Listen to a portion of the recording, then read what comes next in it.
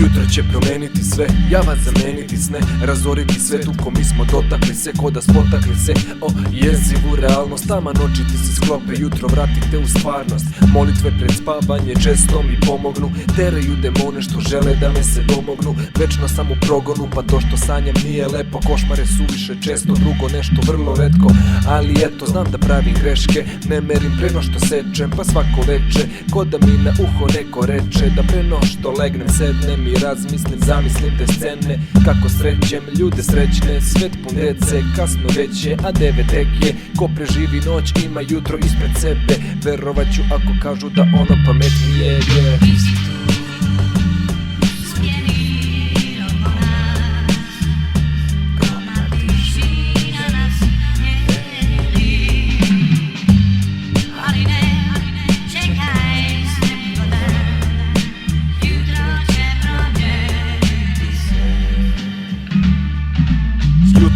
Budim se pa bunim sner, umirem, sanje rođak cvrti pa teško vazduh udišem, tumaram noćima često izgubljenih dana, u piću tražim sreću pa me često boli glava, ali sanja sam bez kraja, uvek podignuto garda, ne spuštam na sekund dok me svet dođe java, jer leđa često vreba, demon što se šeta, smeta mi kometa koji čekam noću spreman da mi neko uzme sve, a znam da nisam svetac jer je svaki čovek grešan, u tunelu nema svetla, ali u srcu ima nade, ako izguram tu noć opet dočekat ću dane, ali kada će da stane, eto stvarno ne znam, niko nikad nije večan, pa je sreća mnogo smešna jer znam da ništa ne znam, ali brojem misli svoje, one noćima se roje, ako crno mi se čini znam da jutro bit će bolje.